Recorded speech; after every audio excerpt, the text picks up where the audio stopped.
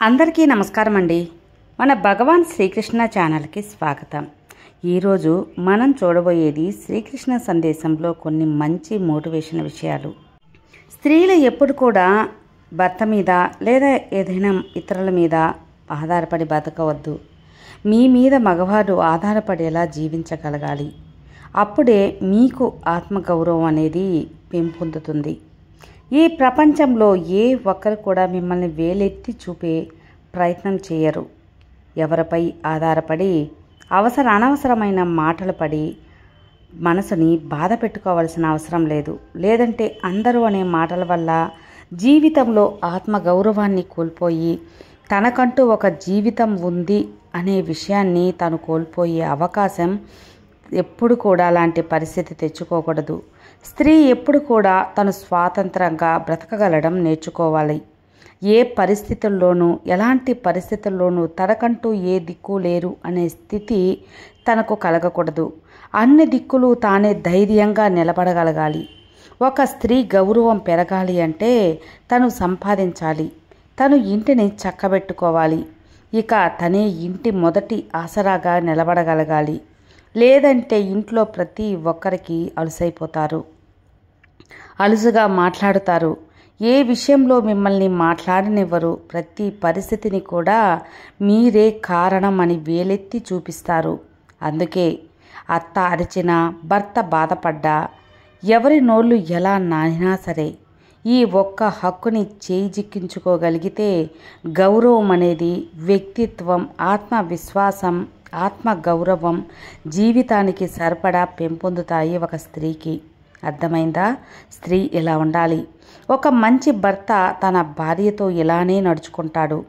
వారికి ఈ 5 లక్షణాలు తప్పకుండా ఉంటాయి. మొదటిది, తన భార్యతో ఎంత కోపం వచ్చినా కూడా తనపై అరిచి మాట్లాడడు. రెండవది, తన భార్య గురించి ఇతరుల వద్ద ఎప్పుడూ చెడుగా మాట్లాడడు.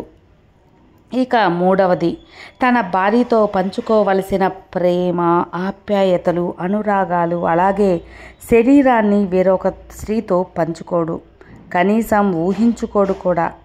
ఇక ఇలా పంచుకుంటే అది వ్యభిచారమే అవుతుంది. కాదంటారా? నిజమే కదా. నాలుగవది, ఇతర స్త్రీలతో తన భార్యను ఎప్పుడూ పోల్చకూడదు. ఒకవేళ ఆ పరాయి స్త్రీయే వారికి సరైనదైతే భగవంతుడు వారినే మీకు భార్యగా రాసిపెట్టేవాడు కదా. విధి ఎప్పుడు కూడా మనకు సరైన జతనే తోడుగా ఇస్తుంది. ఇక మీరిద్దరూ ఒకరికి ఒకరు తోడుగా ఉంటూ జీవితంలోని సమస్యల అన్నిటినీ ఎదుర్కోవాల్సి ఉంటుంది. అంతేకాని మీ జీవితాలకి ఒకరి ఒకరు మీరే సమస్యగా ఎప్పుడూ మారకూడదు. గుర్తుంచుకోవాలి. ఇక ఐదవది, మంచి భర్తలు ఎప్పుడు కూడా తమ భార్యలతో ఎంతో సాధుగుణంతో మృదువుగా మసులుకుంటారు. ఎప్పుడూ వారు నొచ్చుకునేలా అస్సలు మాట్లాడరు. ఎందుకంటే ఆమె తన కోసం తన తల్లిదండ్రుల్ని, అన్నదమ్ములని, అక్క చెల్లెల్ని, అసలు తన జీవితాన్ని వదిలి తన కోసం వచ్చి తనకు సేవలు చేస్తూ అనే విఘ్నతతో ఉంటారు కాబట్టి. అర్థమైందా? మీ భార్య మీద పంతాన్ని, అధికారాన్ని చూపించకుండా కాస్త ఎక్కువ ప్రేమను చూపించండి. అప్పుడే మీ భార్య అడగకుండానే మీ దారికి వస్తుంది. మీరు కోరుకునేదల్లా చేస్తుంది. ఒక స్త్రీ తన పుట్టింట్లో 20 ఏళ్ళు మాత్రమే గడుపుతుంది. కానీ అత్తింట్లో మాత్రం మిగతా 80 ఏళ్ళు పూర్తి జీవితాన్ని గడుపుతుంది. అలాంటి ఇల్లు ఆమెకు ఆలయం కాకపోయినా పర్వాలేదు, కానీ కారాగారం మాత్రం అస్సలు కాకూడదు. ఒకరు మిమ్మల్ని మోసం చేశారు అంటే వారు మీపై గెలిచారు అని కాదు. ఎందుకంటే తర్వాత వారు ఇద్దరి దగ్గరికి ఎప్పటికీ మీ దగ్గరికి రాలేరు కాబట్టి. ఆపదలో మళ్ళీ మీ సాయాన్ని ఎప్పటికీ పొందలేరు కాబట్టి. ఆ వ్యక్తి మిమ్మల్ని కోల్పోతున్నారు అంతేకాని మీరు వారిని కాదు. మళ్ళీ మీ ఇద్దరికీ కాకుండా వారంతటా వారే ఒక అడ్డుకట్ట వేసుకున్నారు అని అర్థం చేసుకోవాలి. కాబట్టి చింతించవద్దు. కొందరితో కొంతకాలం పరిచయం ఉన్నా సరే వారితో ఏమీ చెప్పుకోలేము.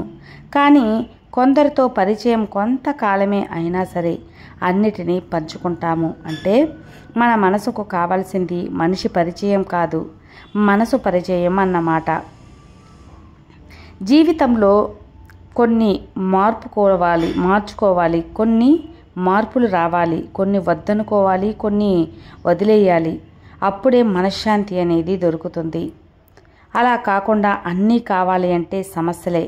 ఒక మనిషికి ఇవ్వాల్సిన సమయంలో విలువ ఇవ్వకపోతే తర్వాత మీరు ఇద్దాం అనుకున్నా సరే వారు తీసుకోవటానికి అసలు సిద్ధంగానే ఉండరు. ఎందుకంటే ఆత్మాభిమానం అనేది ఒకటి ఉంటుంది కదా, అర్థమైందా? ప్రేమిస్తే ఓపిక పట్టాలి, ప్రేమిస్తే అర్థం చేసుకోవాలి, ప్రేమిస్తే ఎవ్వరిని మోసం చేయకూడదు, ప్రేమిస్తే జీవితాంతం వాళ్ళతోనే ఉండాలి, ప్రేమిస్తే ఒకరిపై మరొకరికి ఎంతో నమ్మకం అనేది ఉండాలి, ప్రేమిస్తే వాళ్ళ కోసం ఎవరినైనా ఎదిరించగలగాలి, ప్రేమిస్తే ఎవరి కోసమో ప్రేమని దూరం చేసుకోకూడదు. గుర్తుంచుకోవాలి నిజమైన ప్రేమికులు. ఈ కాలంలో నవ్వుకు ఉండే విలువ బాధకు లేదు, డబ్బుకు ఉండే విలువ గుణానికి లేదు, అబద్ధానికి ఉండే విలువ నిజానికి లేదు. కాదంటారా? నిజమే కదా మిత్రమా? జనన మరణానికి ఒక సమయం ఉన్నట్టే నీ జీవితంలో జరిగే ప్రతిదానికి ఒక సమయం రాసిపెట్టి ఉంటుంది. అది రానిదే నువ్వు ఎంత ఆరాటపడినా ఏం ప్రయోజనం ఉండదు. నదిలా ప్రవహిస్తున్నంత కాలం దాన్ని పవిత్రంగానే చూస్తాం. ఎప్పుడైతే అది సముద్రంలో కలుస్తుందో అప్పుడు అది దాని అస్తిత్వాన్ని కోల్పోతుంది. అలాగే మీరు మీలాగా ఉన్నంతకాలం ఆనందంగా ఉంటారు. ఎప్పుడైతే ఇతరులతో పోల్చుకొని వారిలా ఉండాలి అనుకుంటారో అప్పుడే మీరు మిమ్మల్ని కోల్పోతారు. ఇదే జీవిత పరమార్థం. ఏ తప్పు లేకున్నా నిన్ను ఎవరైనా బాధ పెడితే నీకు ప్రతీకారం తీర్చుకోవడం చేత కాకపోయినా కాలం, విధి అనేది తప్పక వారిని శిక్షిస్తుంది. జీవితంలో గెలవడానికి జాలి, దయ, మంచితనం మాత్రమే ఉంటే చాలదు. ఎందుకో తెలుసా? కర్ణుడు అంటేనే మంచితనానికి, దాన ధర్మాలకి పెట్టింది పేరు. కానీ సమయాన్ని బట్టి నడుచుకోకపోవడం వల్ల, చెడు కౌరవుల వైపు నిలబడడం వల్ల ప్రాణాలనే పోగొట్టుకున్నాడు కర్ణుడు. కాబట్టి జీవితంలో గెలవాలంటే మంచితనంతో పాటు ఉండే సమాజ పరిస్థితులను సమయాన్ని బట్టి నడుచుకోవాలని మనకు అర్థమవుతుంది. ఏ పనినైతే కష్టపడితేనే పూర్తవుతుంది. కలలు కంటూ కూర్చుంటే అణువంతైనా ముందుకు వెళ్ళదు. కలలు కలలుగానే మిగిలిపోతాయి.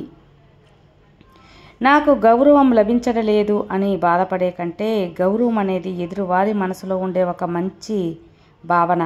దాన్ని ఎలా పొందాలో నీ ప్రవర్తన, నీ గుణంపై ఆధారపడి ఉంటుంది అని గుర్తుంచుకో. కాలానికి, కర్మకు జ్ఞాపక శక్తి ఎక్కువే. ఎంత కాలం తర్వాత అయినా సరే మనిషి చేసే మంచి చెడులకు అవి ఫలితం తప్పక ఇవ్వాల్సిందే.